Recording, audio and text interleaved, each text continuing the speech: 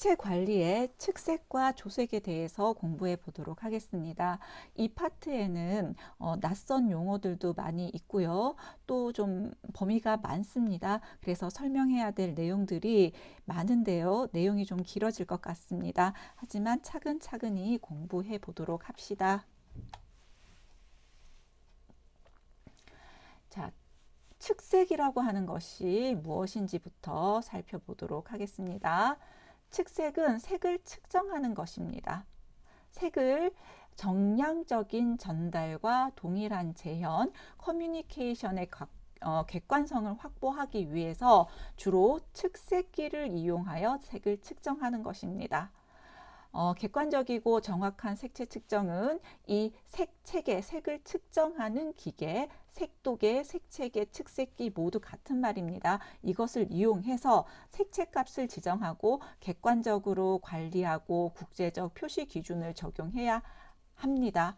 하지만 모든 측색을 측색기를 사용하지는 않습니다. 그럴 경우에는 측색이라고 하는 용어보다는 육안 검색이라고 하는 말을 많이 사용하고 있습니다. 자, 따라서 측색을 이야기하기 전에 육안 검색부터 한번 설명해 보도록 하겠습니다. 측색기를 사용해서 색을 측정하지만 우리가 일반적으로 재질에 따라서 색채 효과가 다르게 나타날 수도 있습니다. 그래서 염색을 하거나 아니면 페인팅을 하고 난 다음에는 반드시 육안 검색의 과정을 거치게 되는데요.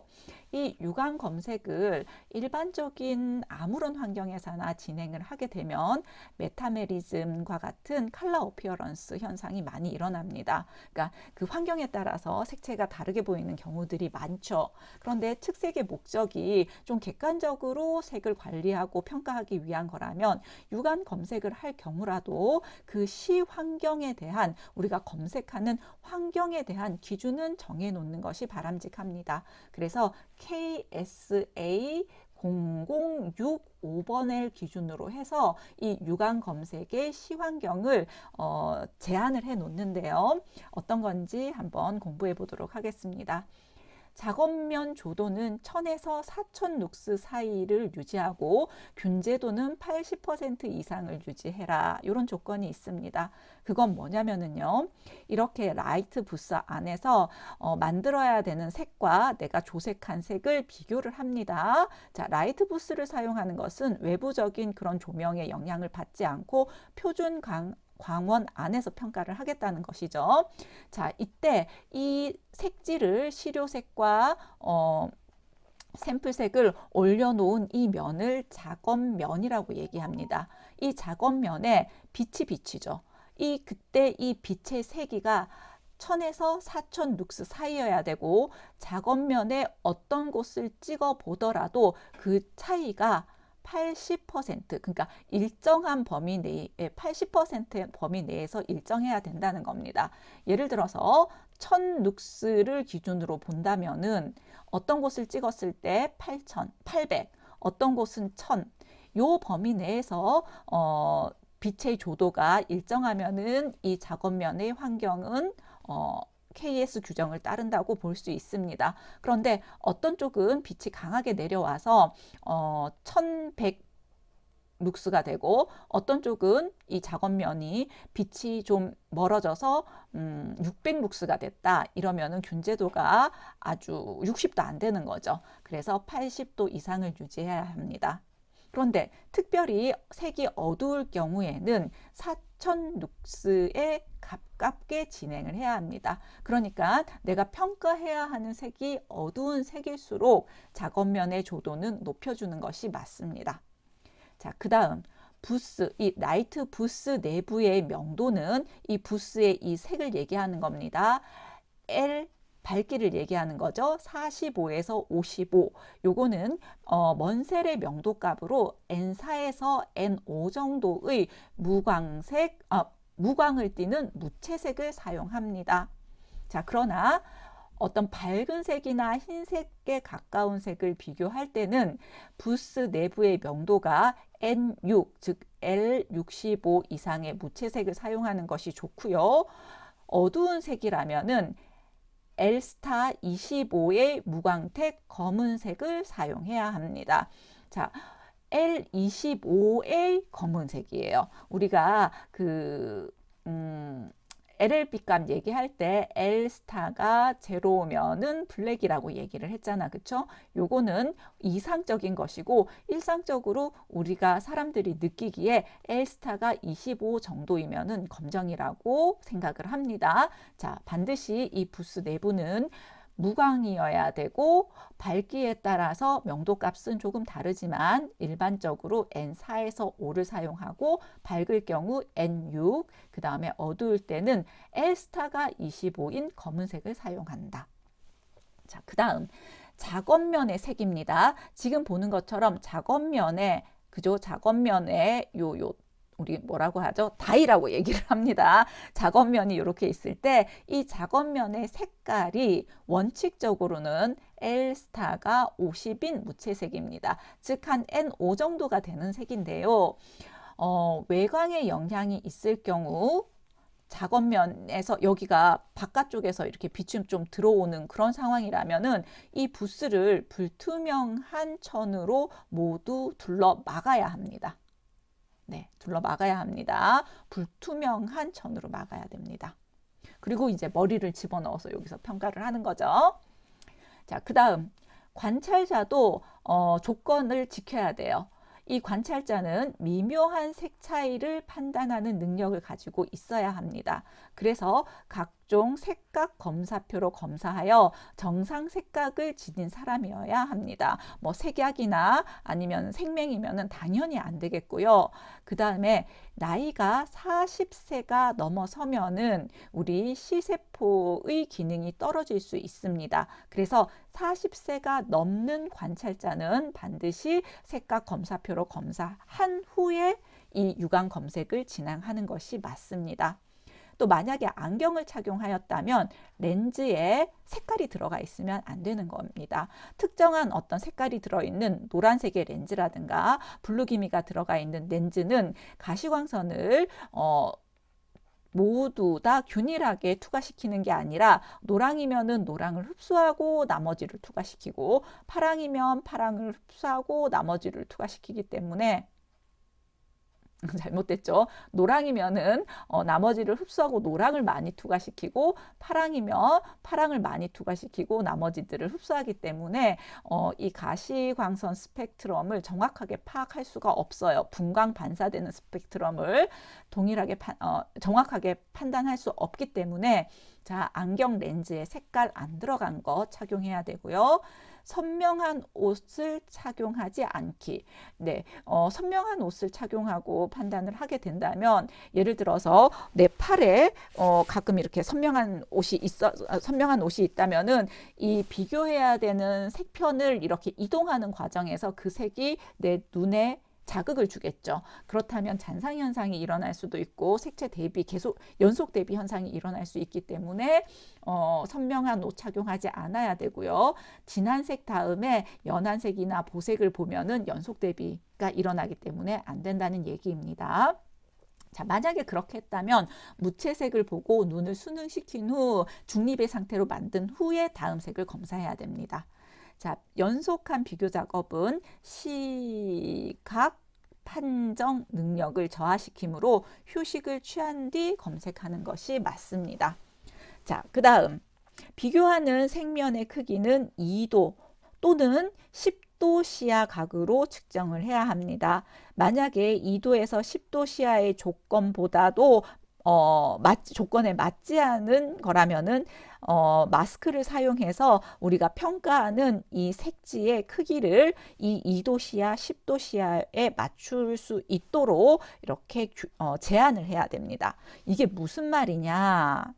자, 2도 시야는 50cm 떨어진 거리에서 가로 세로 1.7 내지 1.8, 1.7에서 1.8cm의 이 색지를 볼 때 이게 2도 시야가 됩니다. 그렇기 때문에 우리가 칼라리스트 조색 시험에서 가로 세로 1.8의 사각형을 잘라서 붙이잖아. 그죠? 자, 2도 시야를 표준 시야로 삼고 있는 것은 CIE, 그러니까 국제조명위원회의 1931년도 규정입니다. 그런데 이 CIE 1964년도 규정부터는 표준 시야를 10도 시야로 제시를 하고 있습니다. 10도 시야는 50cm 떨어진 거리에서 자, 색편의 크기가 8.8cm인 가로 세로 8.8cm인 색편을 봤을 때 10도 시야를 형성하게 됩니다. 자, 그러면은 왜 우리는 더 가까운 이 CIE 64년도, 76년도의 규정인 요 10도 시야에 맞춰 가지고 조색을 하지 않고 왜 2도 시야를 사용하느냐? 자, 10도 시야라면은 조색하는 이 색지 자체가 8.8cm 너무 크죠. 네. 그러면은 우리가 이걸 균일하게 조색할 수도 없어요. 그리고 시험지도 너무 커야 되고. 그래서 2도 시야를 기준으로 우리는 조색을 하고 있습니다. 자, 색채 비교용 조명에 대해서 알아보도록 하겠습니다. 육안 검색을 할 때에는 일반적으로 이 색 비교용 부스를 사용하는 것을 권장합니다. 색 비교용 부스는 우리 강의실에 있는 것처럼 이렇게 많은 인공 광원들이 표준 광원들이 설치되어 있는데요. 색 비교를 할 때 사용하는 인공 광원은 CIE 표준광 D65 광원 또는 A 광원을 사용하면 됩니다. 국제조명위원회에서 표준광으로 설정한 광원들은 여러 가지가 있는데 그 중에서 D65 색온도 6500켈빈에 해당되는 그런 형광등빛을 띠는 그런 광원 혹은 그 색온도가 2800도 가까이 되는 약 2800도 가까이 되는 백열 전구의 빛과 같은 주황빛을 띠는 광원 두 가지를 사용할 수 있습니다. 색 비교 부스가 없다면은 자연 주광에서 이제 색을 비교를 해야 되는데 그때 자연 주광은 북반구에서 우리가 살고 있는 곳 북반구죠. 북반구에서는 북창을 통해 확산된 광이어야 합니다. 왜냐하면 북반구에서는 동쪽에서 해가 떠서 남쪽으로 와서 서쪽으로 집니다. 자, 그렇기 때문에 동쪽은 이른 아침에, 남쪽은 낮 동안에, 서쪽은 해질 무렵에 직사광선이 들어오게 되죠. 직사광선에서는 색을 비교하면 안 됩니다. 자, 따라서 확산되는 이 북측으로 직사광선이 들어오지 않은 북측 창으로 들어오는 빛이어야 되는데요. 그 빛은 약 2000룩스 조도의 표준광 C와 유사한 환경이라고 보면 됩니다. 요거는 뭐 그게 중요한 건 아니고요. 북측에서 들어온 북창을 통해 확산된 광을 사용한다라는 거 요거 기억하기 바랍니다. 자, 이런 규정은 이제 표면색의 육안 비교 방법은 KSA 0065에 의해서 정의가 되어 있는데 선생님 좀 이렇게 캡처를 해 왔어요. 여러분들도 이 KS에 들어가서 찾아보면 알 수 있습니다. 균제도라고 하는 용어에 대한 설명들 먼저 쭉 하고 있고요. 그래서 조명은 자연 주광은 북반구에서 주광은 북창을 통해서 들어온 확산광으로 해야 한다. 이것은 2000룩스 정도 조도가 되는 것이다. 직사광선 피한다 라는 얘기가 있고요. 인공 주광 D65를 이용할 때의 부스 색깔들에 대해서도 이야기를 하고 있습니다. 자, 여기에 조도는 1000에서 4000룩스, 균제도 80 이하. 어두운 색 비교할 때는 작업면 조도 4000룩스에 가까운 것. 부스 내부의 색은 일반적으로 L스타가 45에서 55의 무광택 무채색으로 하고 밝은 색일 경우에는 L스타가 65. 자, 그 다음에 어두운 색일 경우에는 25의 광택 없는 검은색 그리고 4000룩스의 조도가 적합하다. 자, L스타가 45에서 55라는 것은 명도 4에서 5 정도. 그 다음에 L스타가 65라고 하는 것은 명도 6 정도에 해당된다. 자, 작업면은 원칙적으로 L스타가 50인 무채색을 사용한다. 네. 그 다음 관찰자의 조건. 자, 미묘한 색의 차이를 판단할 수 있는 능력이 있어야 되고, 자, 여기에다가 별표가 있죠. 뒤에 넘어가서 보면은 40세 이상의 관찰자는 아노말로스코프 검사기나 조건 등색 검사기 등을 이용하여 검사해서 내 이상이 없다 그러면은 할 수 있다는 겁니다. 자, 500m 거리에서 관측창은 2도 시야일 경우에는 1.8, 1.8cm, 500m 거리에서 10도 시야를 갖추기 위해서는 8.7 혹은 8.8 뭐 이렇게 규정하고 있습니다. 자, 그 다음 이제 기계를 사용해서 측정하는 것을 공부하도록 하겠습니다. 기계라고 하는 것, 측색을 할 수 있는 기계, 측색기라고 얘기를 하고요. 두 가지의 유형이 있습니다. 분광식 색채계가 있고 필터식 색채계가 있습니다. 칼라를 측정하는 도구인데 분광식 색채계는 이런 시편에 빛을 이렇게 쪼죠. 그러면은 이제 조명을 하면은 여기서 이 시편의 표면 분자 구조에 따라서 반사되는 파장이 있을 거잖아. 그쵸? 그 이 파장들을 모두 평가해서 색을 측정하는 원리입니다. 이것은 비싸요. 가격도 비싸고 분광 반사율을 사용하기 때문에 상당히 정확합니다. 자, 시료의 분광 반사율을 측정하고 색차를 계산합니다. 물체색이나 액체나 투명색의 측정에 사용할 수 있고요. 정밀한 색채의 측정 장치로 사용합니다. 자, 다양한 광원과 시야의 색채값을 동시에 산출하므로 여러 조건에서 색채값을 얻을 수 있고요. 여기 안에 광원이 다양하게 있어서 광원을 선택할 수 있습니다. 그렇지만은 색을 측색할 때는 표준광 D65라든가 A 조명 두 개 중에 하나를 사용해야 합니다. 광원 변화에 따른 조건 등색, 색료 변화에 따른 색재현 문제를 대처할 수 있다. 자, 요거 아이소메리즘을 실현합니다. 우리 조명이 다른 환경에서 색을 측정하면은 메타메리즘, 조건 등색이 발생할 수 있죠. 측색기는 여기에서 표준으로 사용하는 조명 하에서 늘 색을 측정하는 것이기 때문에 메타메리즘 현상이 없습니다. 아이소메리즘을 실현한다라고 하는 것이 측색기를 사용한 측색의 가장 큰 특징입니다. 그리고 이 안에는요, 다양한 그 색 표계들로 변환할 수 있는 프로그램이 소프트웨어가 내장되어 있습니다. 그래서 이렇게 변환할 수 있는 장점이 있습니다. 고가예요. 자, 이렇게 생겼고요. 그거보다 더 작은 거, 우리 학교에서 사용하고 있는 것은 필터식 색채계입니다. 요거는 분광반사율이 아니라 색 필터와 광 측정기로 이루어진 세 개의 센서로 3자극치 값을 직접 측정합니다. 즉 RGB에 해당되는 CI, XYZ 측정해가지고요. 물체색과 그 다음에 투명색 측정하는 데 사용하는데 이것은 정확한 분광 반사율을 알 수는 없고요. 주로 기준색과 시료 내가 만든 이 샘플색의 색 차이를 계산하기 위해서 델타 E를 계산하기 위해서 사용합니다. 표준 광원 설정 가능합니다. D65 광원으로 할 수도 있고 A로 할 수도 있고요. 우리는 학교에서 늘 D65 광원으로 측정하고 있습니다. 크기가 작고 이동하기가 쉽기 때문에 색채 생산 현장에서 색채 품질 관리, 그러니까 정확하게 색차가 허용하는 범위 내에서 만들어졌는지를 확인할 때 사용합니다. CCM에서는 사용하지 않고요. 이 CCM이 무엇인지는 추후에 설명하도록 하겠습니다.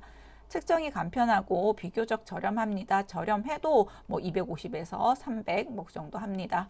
자, 정확도가 다소 떨어지는 단점이 있습니다. 자, 측색기에서 사용하다 보면 이 수광 조건이라고 하는 것이 자주 나오는데요. 측색기에서 빛을 어떻게 받아들여서 조명을 어떻게 하고 반사되는 빛이 어떤 부분을 받아들이는지에 따라서 이 조건이 다르고 표기하는 방법이 다릅니다. 여기에는 지금 기본적으로 4가지만 제시를 하고 있지만은 실제로는 요거보다도 더 많은 조건이 있습니다. 자, 간단하게 설명할게요. 앞에 있는 부분은 조명 조건입니다. 조명 조건. 그것은 요 시료에다가 빛을 어떤 방법으로 쬐느냐 그것을 얘기하고요.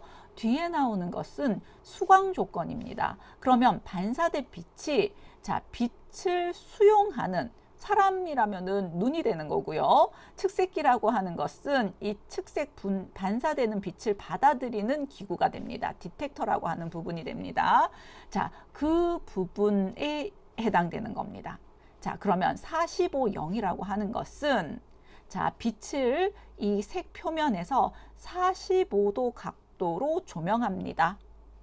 45도 각도로 조명을 비추고 그러면은 반사되는 이 표면에서 반사되는데 이 표면과 수직으로 자, 표면에 대한 수직을 우리는 법선이라고 합니다. 그 법선의 각도가 0이어야 돼요. 그러니까는 표면에 대해서 90도가 되는 것, 이걸 법선이라고 하는데 그 법선 0은 수직으로 올라가는 거, 표면하고 90도를 이루는 거거든요. 그래서 수직 수광을 할 때 0도, 법선 0도라고 얘기를 합니다. 이런 조건이에요. 자, 그러면 0도는 표면에서 수직으로 빛을 내려 쬐입니다. 그죠? 수직 90도 각도. 그러면 법선 0도 각도로 빛을 떼는 거고요. 여기서 반사되는 것 중에서 45도로 반사되는 빛을 읽고 관측합니다. 그것을 0, 45 수광 조건이라고 얘기를 합니다. 자, 그 다음에 0이라고 하는 것은 자, 측색기에서 적분구라고 하는 게 있어요. 빛을 쏠 때 이게 이러한 구 안에서 빛이 벽면에 막 부딪혀 가지고 반사될 수 있잖아. 그죠? 그 적분구가 있을 때 얘기하는 건데요. D라고 하는 것은 diffuse의 약자입니다. diffuse, D. 이거는 확산이라고 하는 겁니다. 확산. 자, 시료에다가 직접적으로 빛을 쏘는 것이 아니라 이 적분구의 한 면에다가 빛을 쏘게 됩니다. 조명을 하게 됩니다. 그러면은 여기에서 확산된 빛이 여기에다가 생료에다가 부딪히는 경우도 있겠죠. 그러면은 그 부딪히는 빛 중에서 이제 부딪혀서 반사되는 빛 중에서 수직으로 수직 방향으로 올라오는 요 각도에서 관찰되는 빛을 관측합니다. 그러니까 조명은 확산으로 디퓨저로 넣었는데 여기 생료에서 수직으로 수광되는 빛을 측정합니다. 그러면 이거는 D0 수광 조건이 되는 거고요. 자, 0D는 이제 알겠죠? 0도 각도로 다시 말해서 수직으로 이 색편에다가 빛을 쏩니다. 그러면은 이 빛을 쏜 이 표면에서 반사가 일어나겠죠. 그런데 그 반사가 적분구를 통해 가지고 확산이 됩니다. 그렇게 확산된 빛을 읽어내는 경우 0D 수광 조건이라고 얘기를 합니다. 자, 요거 말고요. D8, 8D 이런 것도 있는데 요거는 문제를 풀면서 다시 한번 공부해 보도록 하겠습니다. 자, CI 표준 관측자 요것은 다 얘기했으니까 패스. 자, 그 다음에 조색도 있습니다. 조색은 일반적으로 우리는 육안 조색을 합니다. 눈으로 보고 그 색과 똑같은 색을 만들어내는 것. 그런데 그렇게 할 경우에는 좀 능숙한 사람만이 할 수가 있어요. 처음 할 때 색깔 되게 이상하게 나오잖아. 그죠? 그래서 그 연습을 많이 해서 노하우를 가지고 있는 사람들이 조색을 정확하게 할 수가 있는데요. 컴퓨터 컬러 매칭이라고 하는 것을 사용할 수도 있습니다. 수치 데이터를 이용하거나 주어진 색표를 가지고 색을 만드는 것을 조색이라고 하는데 육안 조색도 있지만 컴퓨터를 사용해서 색을 맞추는 그런 조색 방법도 있고 이 컴퓨터를 사용해서 컬러 맞추는 것을 컴퓨터 자동 배색 CCM 컴퓨터 컬러 매칭이라고 이야기를 합니다. 이게 시험에 자주 나옵니다. 자, 어떻게 하는 과정인지 설명을 해주겠습니다. 자, 일단은 이렇게 측색기, 요게 측색기입니다. 측색기와 컴퓨터가 있어야 돼요. 소프트웨어가 있어야 합니다. 자, 요게 측색기인데 얘를 열어서 여기에다가 천조각을 넣고 내가 염색해야 되는 그 색깔의 천조각을 넣고 측색을 합니다. 그러면은 이 색의 분광 분포가 이렇게 나옵니다. 네. 여기서 이 색깔은 스펙트럼 상에서 어떤 색깔이 양이 얼마만큼 반사돼서 이루어지는 색인지가 나오고요. 이 컴퓨터 안에는 지금까지 아주 수많은 염색 레시피 데이터들이 들어가 있어요.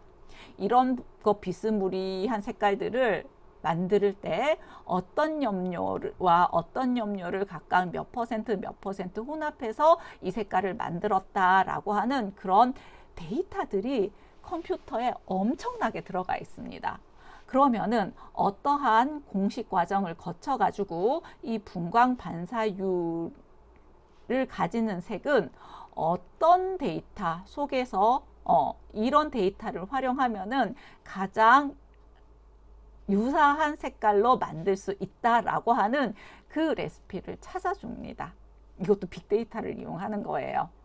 요 프로그램 내에서 측색을 했을 때 이런 분광 분포를 가지는 색깔들은 요런 데이터를 사용하면 된다라고 하는 것을 얘가 알려줍니다. 그러면은 그러한 염료를 얼마만큼 혼합을 하면 되는지에 따라서 자 여기에 이제 측색기하고 컴퓨터가 있죠. 그 조색 레시피에 따라서 이 염색 업체에서 사용하는 수많은 염료들 중에서 정확한 양으로 이제 혼합비가 제시되어 가지고요. 이렇게 딱 삼각 플라스크라든가 비커에다가 요 액들이 서로 혼합돼서 나옵니다. 그러면은 얘를 이렇게 실린더 형태의 비커에다가 넣고 조색을 이렇게 염색을 합니다. 그때 염색은 원래 염색을 하는 것이 아니라 샘플 염색을 하는 거예요.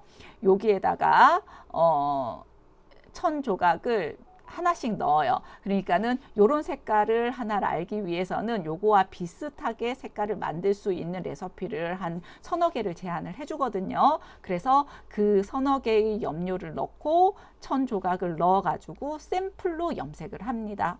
우리 요렇게 샘플로 염색하는 것을 우리나라에서는 비커에다가 테스트를 한다. 그래서 BT라는 말을 많이 쓰는데 원래는 레보레토리, 랩에서 담궈 본다. 랩딥이라고 하는 말을 외국에서는 사용합니다. 자, 요렇게 해서 염색된 색깔들 샘플, 요거는 이제 우리가 만들어야 하는 색이고 기준색이 되는 거죠. 그래서 샘플색을 몇 가지 랩딥 비커 테스트를 통해서 나왔을 때 라이트 부스 안에 들어가서 내가 원하는 색과 가장 유사한 색이 어떤 건지 육안으로 평가해서 선택해서 사용을 하게 됩니다. 네, 요 과정이 컴퓨터 자동 배색 과정입니다. 그러면 이 컴퓨터 자동 배색을 사용하면 어떤 장점이 있는가? 자, 조색의 시간이 단축됩니다. 기기로 측정한 후에 정확한 양을 조절할 수 있기 때문에 시간이 단축될 뿐만 아니라 미숙련자도 사용할 수 있어요. 이 프로그램만 사용할 수 있다면은 조색 초보자도 정확한 레시피를 얻어낼 수 있고요. 그 다음에 균일한 품질을 생산할 수 있습니다. 또한 다품종 소량 생산, 고객이나 소비자별 특성을 컴퓨터에 입력한 후에 이런 기업들은 주로 이런 색깔들을 많이 사용하고 있기 때문에 그때는 이런 데이터를 사용하면 된다. 이런 것들을 다 관리를 할 수 있습니다. 자, 그리고 측색기를 사용하기 때문에 무조건 등색, 메타메리즘 안 일어나고 아이소메리즘을 구현하기 위한 하나의 방법입니다. 자, 막 염색 이렇게 샘플을 막 이렇게 만들어 봤다가 아니라서 또 만들어 보고 버리고 다시 만들고 그러면 염료도 버리게 되고 원단도 버리게 되고 시간도 버리게 되죠. 그렇기 때문에 CCM을 사용하면은 원가 절감이 일어날 수 있습니다. 이런 컴퓨터 배색의 원리나 장점에 대해서 시험 문제에 나오고요. 자, 이렇게 측색한 것을 이렇게 분광 반사율을 염료의 양으로 이렇게 연결해 주는 그런 어떤 소프트웨어 프로그램 안에 어떤 공식이 활용이 된다고 그랬잖아. 그쵸? 자, 그때 기본 원리가 바로 쿠벨카 뭉크 이론이라고 하는 겁니다. 발색층에서 간법 혼색을 하는 경우 성립하는 CCM의 기본 원리입니다. 자, 쿠벨카 뭉크 이론 정확하게 알기는 어려워요. 교수님도 정확하게 다는 몰라요. 그런데 우리가 산업기사 시험 칠 때 요 정도 알고 있으면은 시험 문제에서 맞출 가능성이 높다라고 하는 것 몇 가지 이야기를 해주겠습니다. 쿠벨카 뭉크 이론은 간법 혼색을 바탕으로 합니다. 왜? 염료를 사용한 것이기 때문에 혼합하면 어두워지는 간법 혼색을 사용을 하는 것이죠. 자, 그리고 여기에서는요, 흡수 개수와 산란 개수가 있다라고 하는 걸 좀 이해를 하면 좋습니다. 흡수 개수와 산란 개수. 자, 그게 있고 K는 얼마만큼 이게 흡수가 되고 얼마만큼 산란은 scatters, 흩어지는 거 얘기잖아. 그렇죠? 그러니까 반사와 관련이 되는 것입니다. 문제가 좀 많습니다. 자, 색을 측정하는 목적에 대한 설명으로 틀린 것 정확해야 돼요. 정확하게. 자, 그렇다면은 정확하지 않고 감성적으로 얘기하고 개성적으로 육안 평가하는 거 이게 틀렸겠죠. 정확하게 인식하고 일정한 색 체계로 전달하고 색을 정확하게 재현할 수 있어야 됩니다. 특색의 궁극적인 거리가 먼 것은 정확하게 커뮤니케이션 해야 되는 것이죠. 선호도를 파악한다. 특색으로 선호도를 파악할 수는 없습니다. 선호도 조사를 해야 되죠. 이런 건 설문조사 해야 돼요. 자, 특색에 관한 용어의 설명으로 틀린 것. 자, 다는 모르겠지만은 일단 한번 보자. 자, 틀린 것을 묻습니다. 시감에 의해서. 눈으로 봐서 느껴지는 것은 시감에 의해 자극값을 측정하는 거, 시감색 체계, 시감에 의해서 측정하는 기계. 자, 일단 나도 보세요. 자, 분광 복사계, 분광 분포의 파장을 함수로 측정하는 계기이다. 맞습니다. 스펙트로 분광 스펙트럼을 얘기하는 거고요. 복사 라디오미터, 거기서 빛 방출되는 빛, 색을 표시하는 수치를 측정하는 계측기를 색체계라고 한다. 맞습니다. 분광 광도계는 스펙트로 포토미터고요. 종합 분광 특성을 적절하게 조정한 색체계이다. 네, 시감에 의해서 색 자극감을 측정한다. 시감, 눈으로 보는 거는 우리 육안 검색이잖아. 그죠? 시감으로 색 자극감을 측정할 수 없습니다. 네. 1번. 말이 안 되는 말이죠.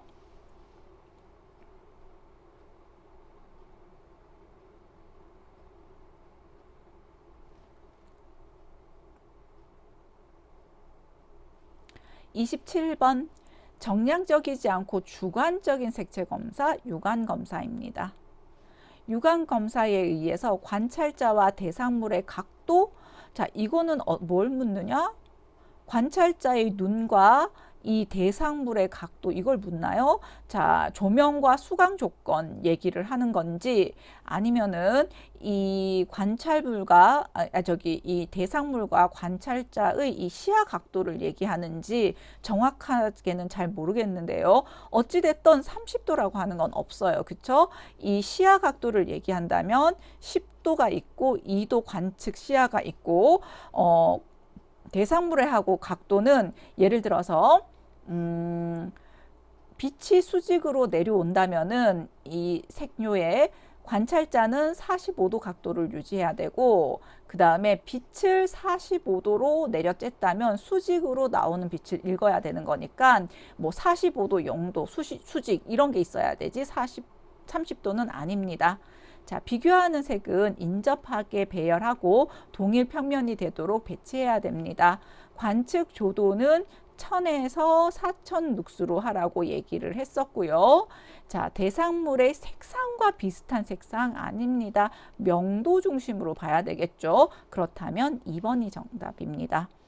육안 측색을 통해서 시료색의 일반적인 색 비교 절차를 중에서 틀린 것. 자, 시료색과 현장 표주색 또는 표준 재료와 만든 색과 비교한다. 비교의 정밀도를 향상시키기 위해 시료의 위치를 바꾸지 않는다. 아니요, 시료의 위치를 좌우로 바꿔가면서 평가해야 됩니다. 위아래가 아니라 좌우로 바꿔가야 돼요. 우리 눈이 좌우로 붙었잖아요. 그래서 틀린 것은 2번입니다. 자, 메탈릭 마감은 빛이 어느 각도에서 들어오느냐, 관찰 각도에 따라서 빛이 많이 달라질 수 있습니다. 그래서 의뢰한 사람과 이 색을 만든 사람, 당사자 간의 협정에 의해서 해야 되고요. 자, 시료색들은 눈에서 약 50cm 떨어진 위치에서 같은 평면상에 인접하게 배치해야 됩니다. 잘못된 거 2번. 자, 표면색의 시간 비교법입니다. 자, 요거는 눈으로 보는 거죠. 육안 검색입니다. 자, 색 비교할 때 작업면 조도는 1000에서 4000입니다. 어두울수록 조도가 높아져야 합니다. 밝은 색을 비교할 때 내부 65 맞습니다. 일반적으로 45에서 55 정도를 하지만 밝은 색이면 65 하라고 했고요. 어두운 색 비교할 때는 L스타가 25인 무광택 검은색을 선택해야 합니다. 자, 요것도 틀렸죠? 외광의 영향이 있을 경우 자, 불투명한 천으로 주위를 막으라고 얘기를 했습니다. 따라서 옳은 것은 자, 2번입니다. 표면색의 시간 비교로 쓸 때 그러니까 붓을 사용하지 않고 자연 주광을 쓴다면은 북측 주광을 사용해야 합니다. 자, 백색도라고 하는 것, 요거는 측색기에 있는 건데 우리 측색기 요렇게 슬라이드 되는 거 열어보면은 그 안에 하얀색 백색판 들어있다는 거예요.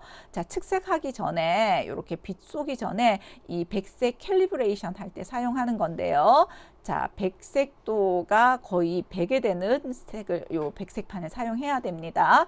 자, 백색도는 물체의 하얀 정도를 의미합니다. 색상이 있는 걸 아니라 하얀 정도를 얘기합니다. 완전 반사체의 경우 그 값이 100이고요. 밝기를 측정하기 위한 수치가 아니에요. 하향입니다. 그렇기 때문에 틀린 거는 3이에요. 노랗더라도 밝기가 높은 게 이쪽이죠. 그거는 명도를 얘기하는 겁니다. 그렇기 때문에 백색도는 흰 정도 기억해야 합니다. 자, 표준광 D65에서 표면색에 의해서 정의하고 있습니다. 맞습니다. 자, 백색 표준 백색판. 자, 물체 측정할 때 측색기에 이 캘리브레이션을 하는 이 표준 백색광은요, 어떤 특징이 있어야 되는지 이 문제를 통해서 하나 기억해 두기 바랍니다. 균등 확산 반사면에 가까운 확산 반사 특성이 있고 전면에 걸쳐 일정한 것을 말한다. 다시 말해서 여기에다가 빛을 쏘면은요, 자, 여러 방향으로 빛이 다 확산이 되는데 각 위치가 다 균등하게 확산이 돼야 돼요. 그 파장에서도 마찬가지고.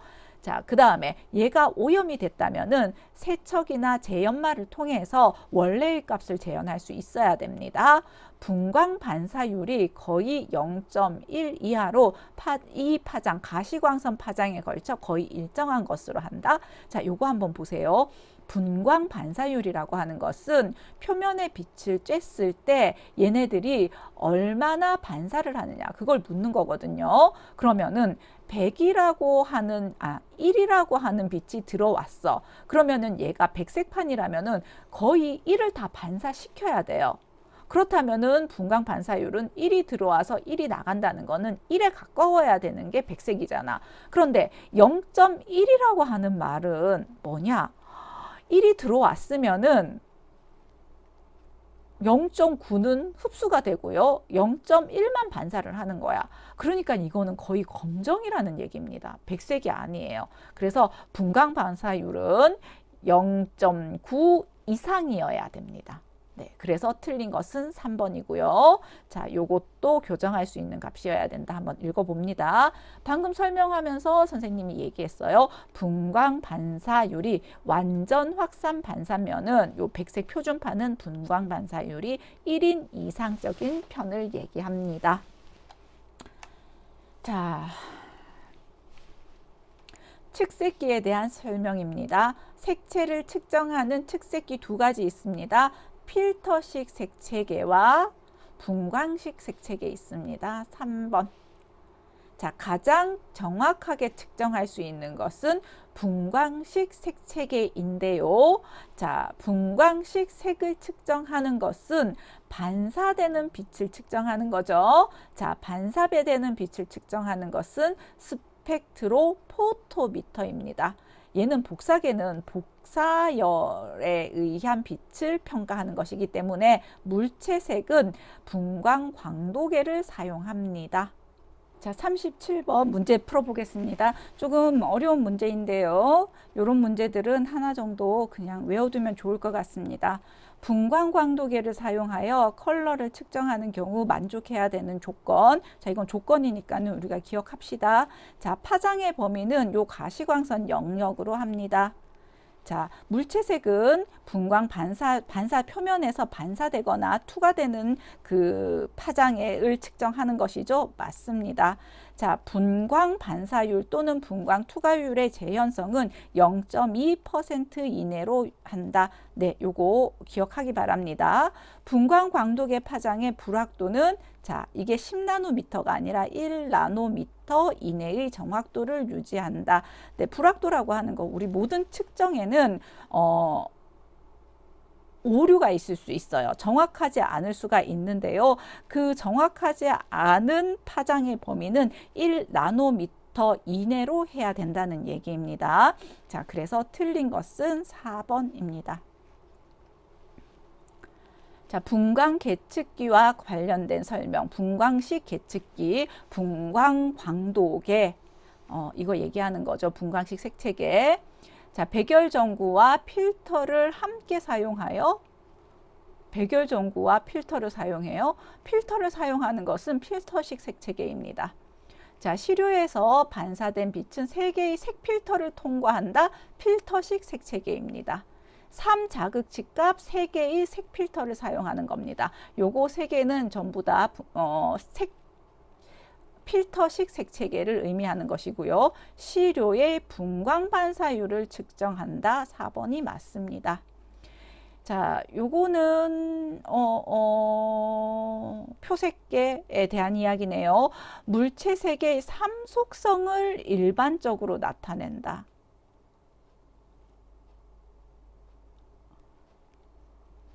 삼속성.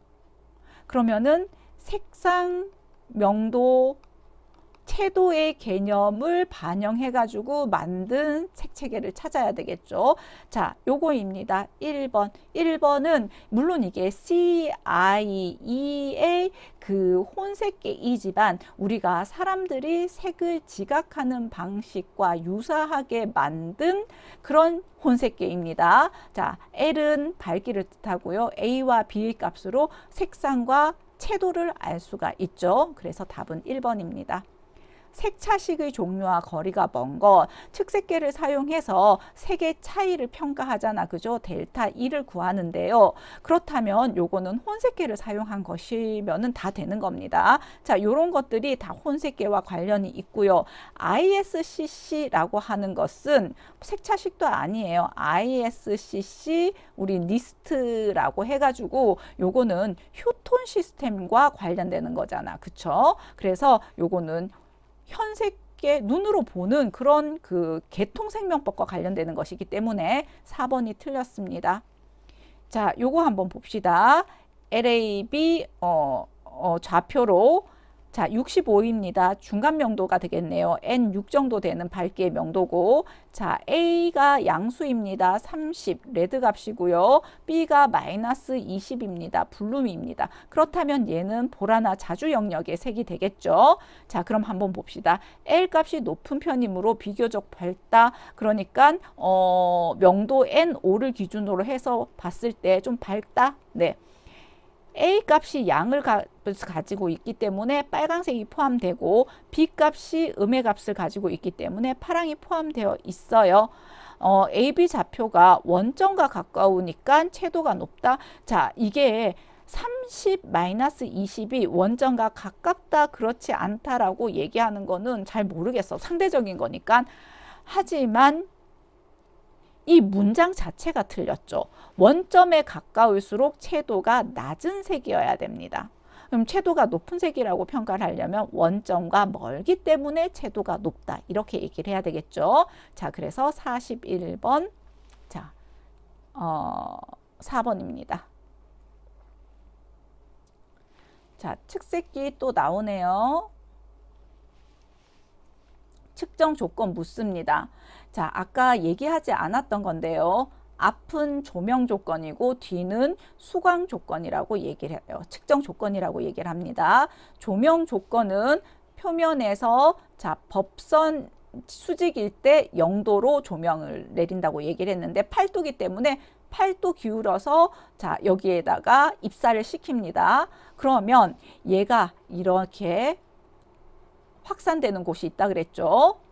적분구에서 확산이 돼서 디퓨즈 확산된 빛을 읽습니다. 확산이라고 하는 것은 산란된 걸 얘기하는 겁니다. 그런데 E라고 하는 것은 익스클로드 요거는 배제한다는 거예요. 뭘 배제하냐면은 정반사 성분입니다. 정반사 성분을 배제한다는 겁니다. 자, 빛의 시료의 수직 방향으로 8도 기울여 입사한 다음에 산란된 빛을 측정하는데 정반사 성분은 익스클루드니까 제외한다입니다. 만약에 여기 뒤에 DI라고 나왔다면은요, include라고 해서 포함한다 이렇게 됩니다. 13번 물체색의 측정 방법 관련 용어의 설명으로 틀린 것. 자, 요거는 또 좀 어렵죠. 여러분들 선생님 상세하게 설명 안 했는데요. 하나 정도 기억해 주면 좋을 것 같습니다. 자, 표준 백색판은 분광 반사율의 측정에 있어 표준으로 쓰이고 분광 입체각 반사율을 미리 알고 있는 내구성 있는 백색판이다. 자, 이렇게 하나 기억하세요. 자, 등색 함수는 그 측정 계산에 사용하는 종류는 XYZ 값을 사용합니다. 자, 그렇기 때문에 요거 빼요. 우리 3자극치를 사용해 가지고 이 측정의 값을 알아내게 되는 거죠. 그러니까는 방사 에너지의 빛과 색으로서의 평가 기초가 되는데 이제 이 등색 함수를 사용합니다. 정확하게 무엇인지 아는 것보다 3자극치를 이용한다라고 하는 거 기억하면 되기 때문에 LUV색 표식이 아닙니다. 자, 요거 시료면 개구, 기준면 개구 요거 기억하기 바랍니다. 이건 잘 나오는 문제는 아니에요. 자, 44번 색 비교를 위한 시 환경으로 일반적으로는 무엇을 사용한다? 일반적으로는. 자, 이 문제 되게 좀 이상합니다. 자, 시 환경 중에서 일반적으로 사용하는 내부의 색명도. 그러면은 내부에 우리 어떻게 하라 그랬어? 일반적으로는 작업명 말고, 그죠? 내부 부스에 일반적으로 이용하는 부스의 내부 명도 자 45에서 55의 무광택 무채색 사용한다 그랬죠. 자, 그러면은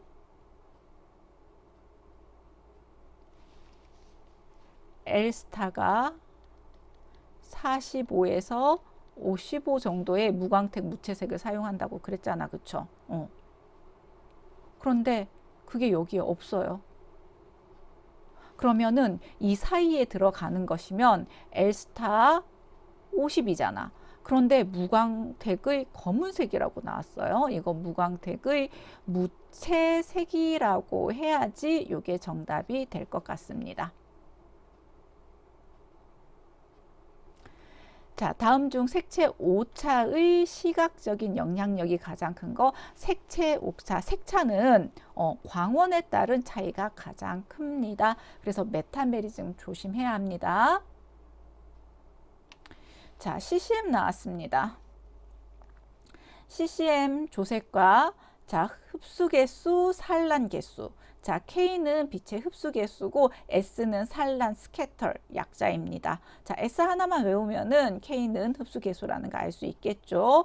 염색 분야에서 뭐 요런 측정과 평가에 사용이 되고 쿠벨카 뭉크 이론과 관련이 되어 있습니다. 자, 흡수하면은 물체색이 되나? 아니죠. 우리 눈에는 반사하는 색을 보기 때문에 산란하는 부분이 반사되는 부분이 물체색이 되고 흡수하는 부분은 보색이 됩니다. 따라서 이거는 4번이 틀렸어요. 이거는 이 CCM 이런 건지 뭔지 잘 모르더라도 읽어보면은 우리 이제 그 물체색을 지각하게 되는 원리를 생각해 보면은 알 수 있습니다. 그죠? 물체 사과가 빨간 것은 나머지 파장은 흡수하고 빨간 빛을 반사시키기 때문이잖아. 그죠? 그래서 반사되는 것 여러 방향으로 반사될 때 우린 산란이라고 얘기하니까 산란되는 부분이 물체색이고 흡수되는 것이 보색이 됩니다. 컴퓨터 칼라 매칭 CCM 65번 컴퓨터 자동 배색입니다.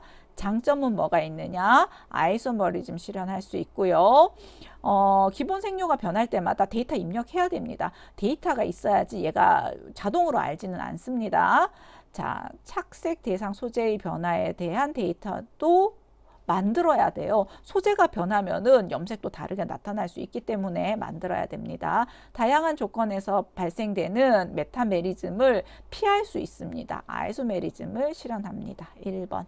CCM과 관련 없는 것. 자, 간법 혼색의 원리를 이용했죠. 그게 뭐다? 쿠벨카 뭉크 이론이고요. 거기에는 흡수 계수와 산란 계수가 있다 그랬습니다. 그러면 요것만 딱 기억을 해도 측정 반사각 몰라도 됩니다. 자, KS 흡수 반사를 이용한 조색의 원리와 관련된 거 쿠벨카, 문크, CCM의 기본 이론이 된다는 거죠. 배색 처방, 레시피를 처방하는 겁니다. 기본 원리에 대한 설명 중 틀린 것. 섬유류의 경우 빛을 산란시키는 기능을 가지고 있으므로 흡수 계수와 산란 계수의 비율로 주어지는 일계상수 쿠벨카 뭉크 이론을 적용한다. 네, 섬유류는 표면에 산란도 되고 흡수도 되고 막 그렇습니다. 그렇기 때문에 일계상수를 사용하는 건 맞습니다. 자, 플라스틱이나 페인트의 경우 재질 속에 빛을 산란시키는 기능이 없으므로 흡수 계수와 산란 계수를 각각 사용하는 이계상수 쿠벨카 뭉크 이론을 적용한다.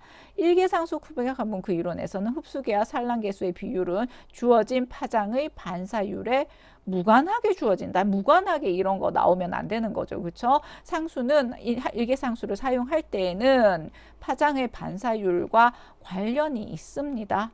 네. 일계상수 쿠벨카 뭉크 이론에서 요거의 비율은 염료의 농도에 비례한다. 뭐 이것까지는 몰라도요. 반사율과 무관하다라고 하는 부분 요게 틀린 것입니다. 자, 일계상수 섬유유는 일계상수를 사용한다. 기억하면 좋겠습니다.